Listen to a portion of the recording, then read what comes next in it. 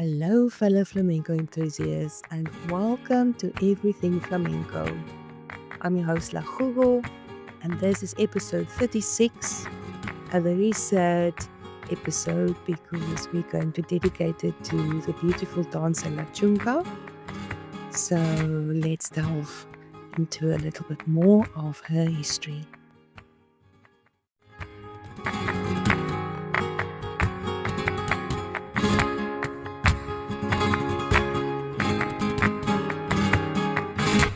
Today we celebrate the life of Micaela Flores Amaya, who's better known as La Chunga, and Chunguita to her family. She sadly passed away on the 3rd of January this year, and I only found out about it a little later after we already recorded the first episode of the year.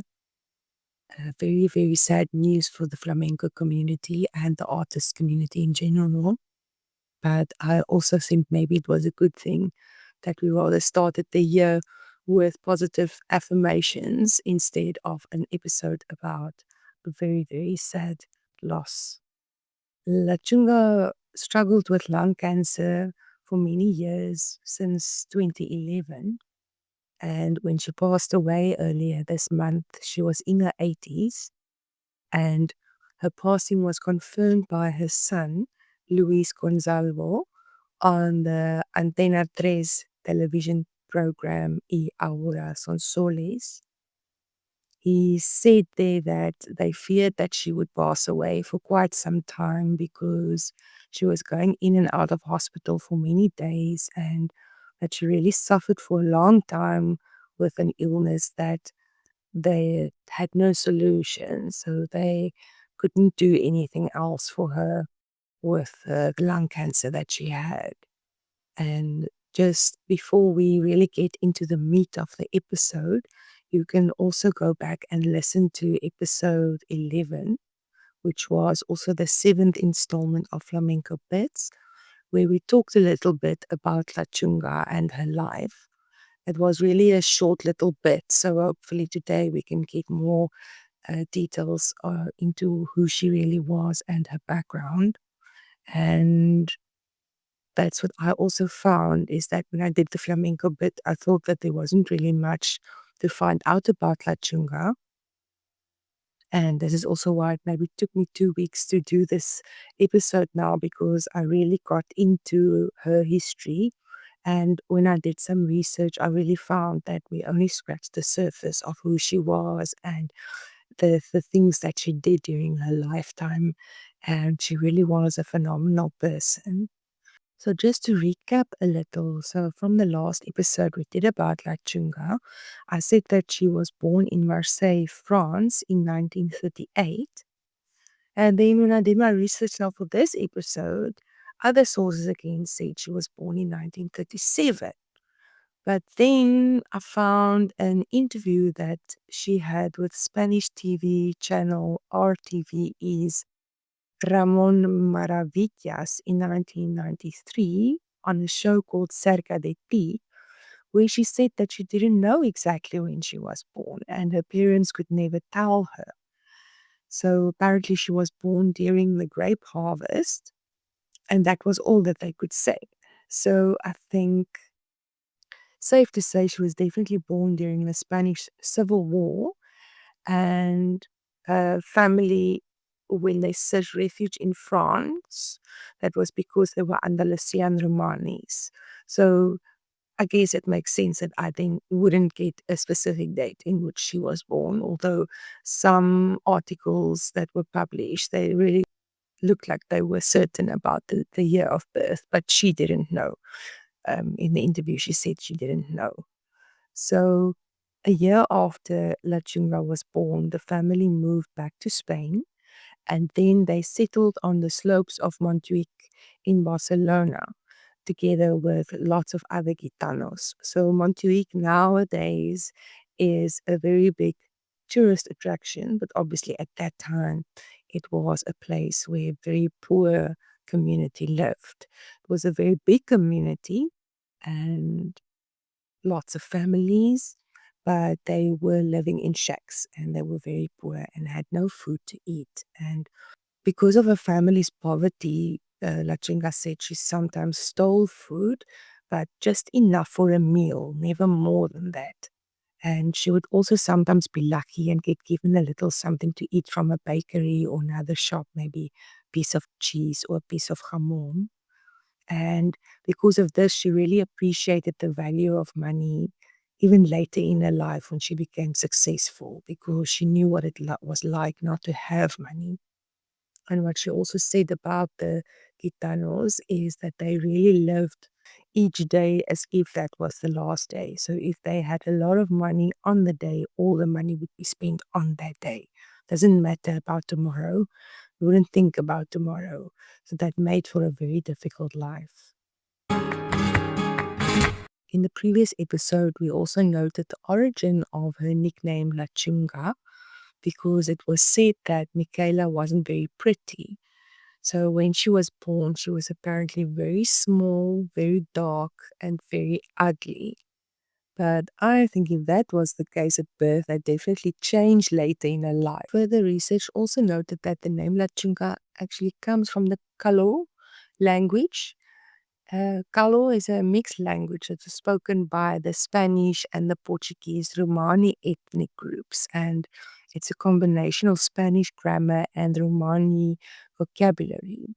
Kalo apparently originated in Spain as a result of the contact between the Spanish and the Romani over the past 6 centuries. And I said it's a combination of Spanish grammar and Romani vocabulary, but it's also influenced by Hispanicized English, Anglicized Spanish, and archaic 15th century Spanish words.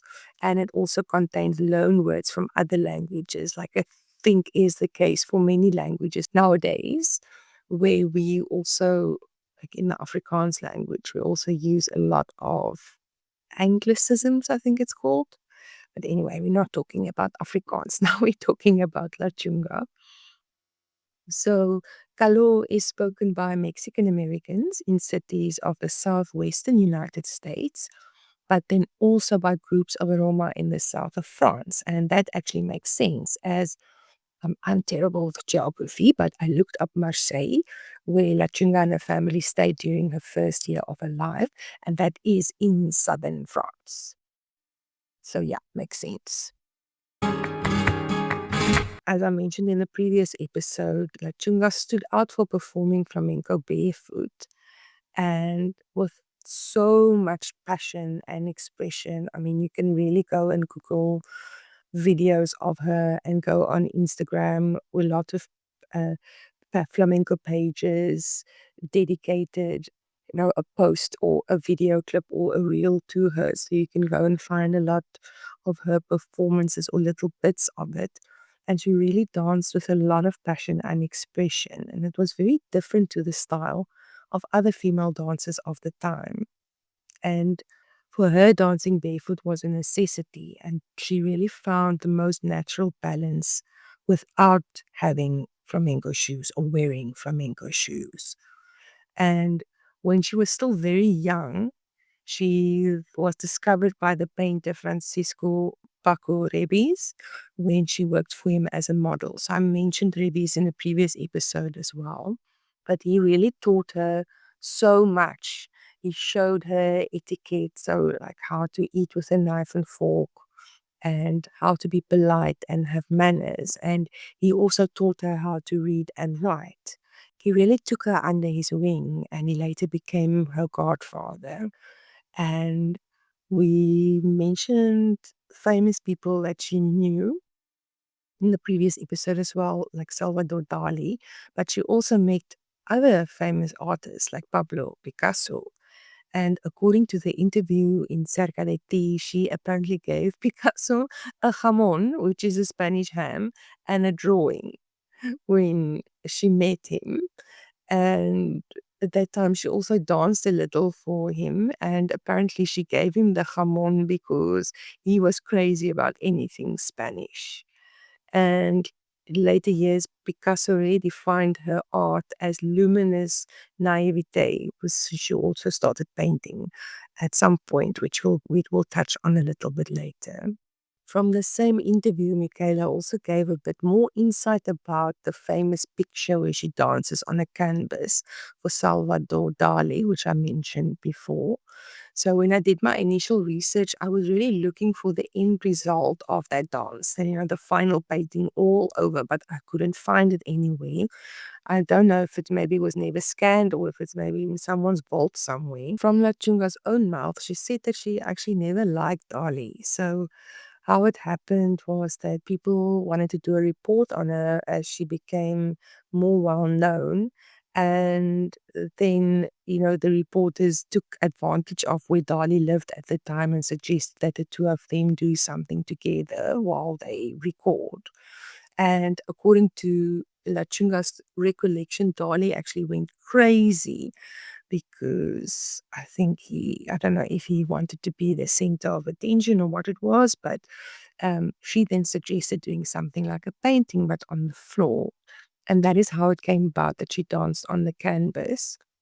So, like I said, I was looking for a copy of this painting, but couldn't find it anyway. But it also came out from La Chunga that they used a lot of colors when she was dancing on this canvas, but they ended up using too much black. So everything came out very dark.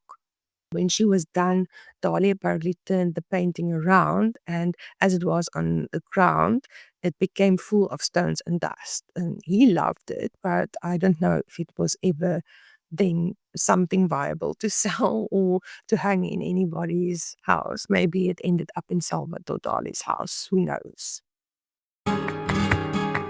Chunga was the muse of many people, also of Rafael Alberti, who was a Spanish poet.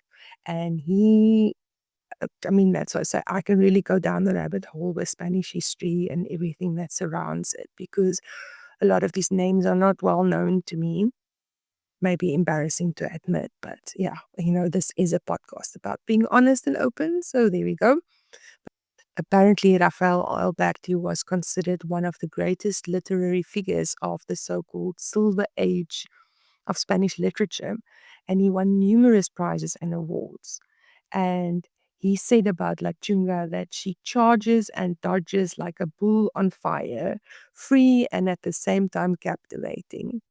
So if you watch her videos, I can kind of see that.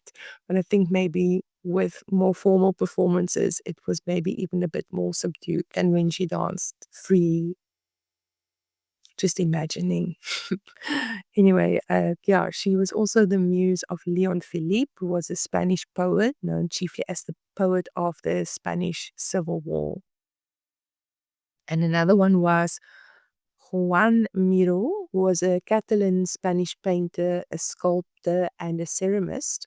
And he and his wife apparently helped La Chunga a lot. And when she opened a restaurant in Madrid, she asked him to give her a drawing, which he then gladly did. And they ended up having a lot of wonderful gatherings in a restaurant. And that's also when she started acting and painting in addition to her dancing.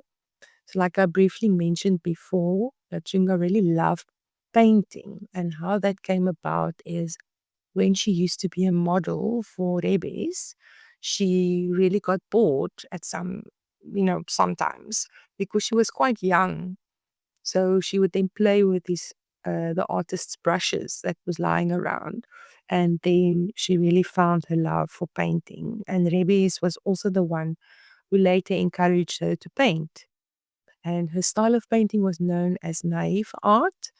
So, naive art is the style of art that's created by self taught artists who lack formal education.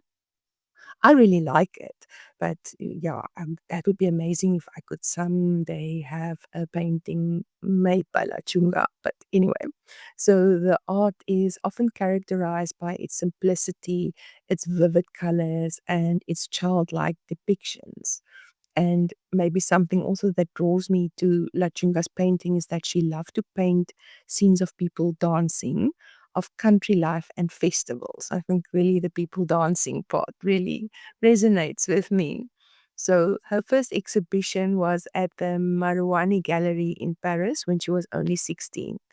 So she really, you know, accomplished so much already when she was still that young.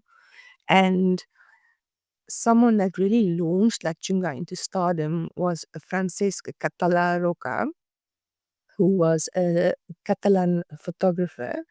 So he took some very beautiful pictures of her, and you can see some of them on the internet. And one that is very well known is called La Chunga de Montjuic from 1955. So really go into the Google rabbit hole and go and look at things relating to La Chunga. I say that that really is why I took so long to bring out this episode, because she's really amazing. She was an amazing person.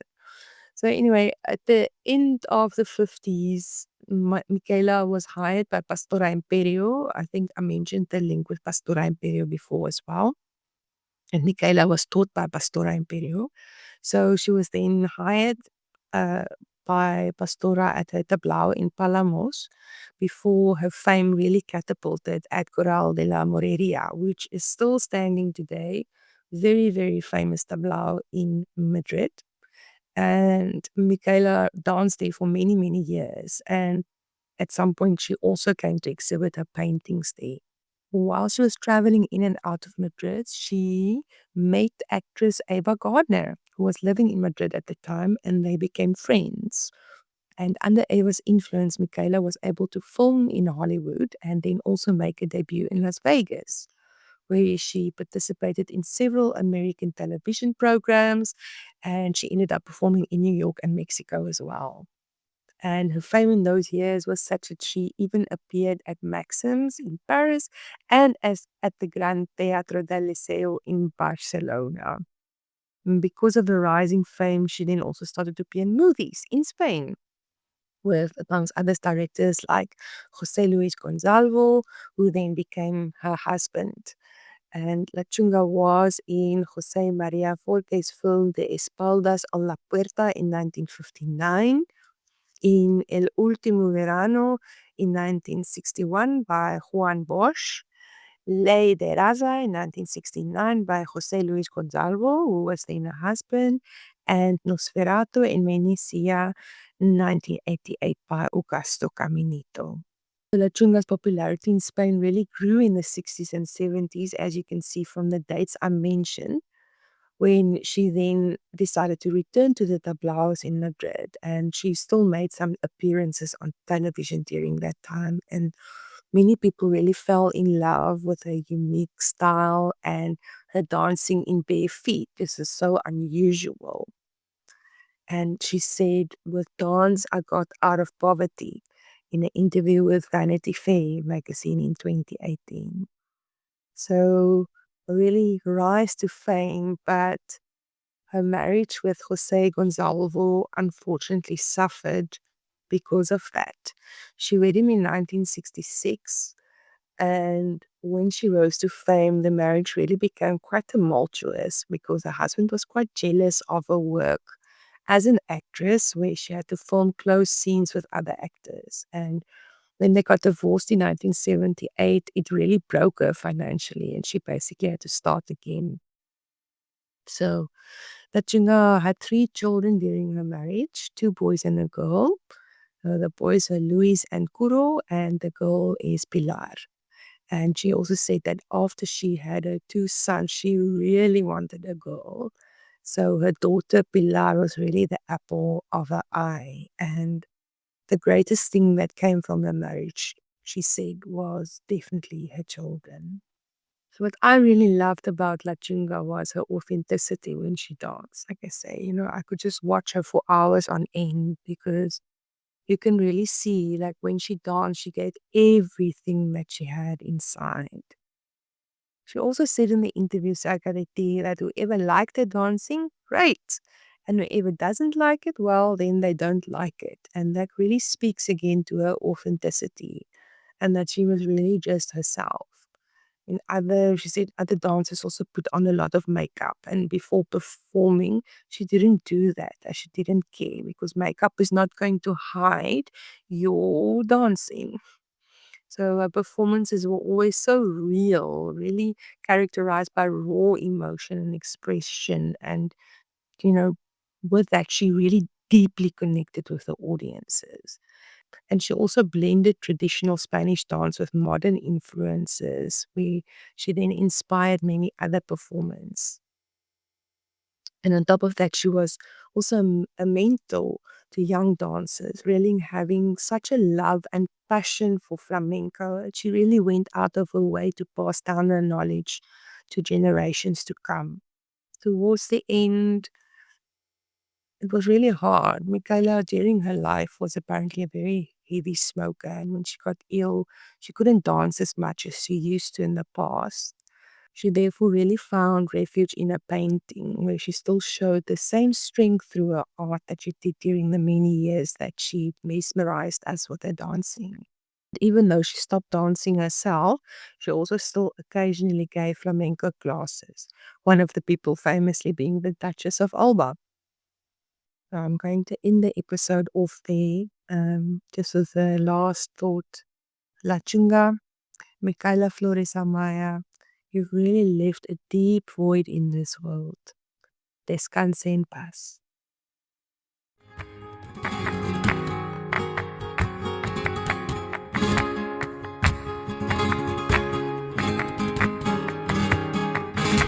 That was the end of episode 36. I hope you really enjoyed learning a little bit more about the beautiful La Chunga, and that you will hopefully take some time and go into Google and go and watch a few videos of her and really get an appreciation for the beautiful person she was. I think oftentimes she was overshadowed by her cousin Carmen Amaya, who most people talk about, and some forget about La Chunga maybe, or she's maybe standing in the shadows of Carmen a little bit. But I think that she was amazing, and she left a beautiful legacy for us all, and may she rest in peace. And then I will see you all in the next episode, where we will chat about not Carmen Amaya, but Carmen, the gitana who worked in a cigarette factory. So I'll see you in the next one. Ole!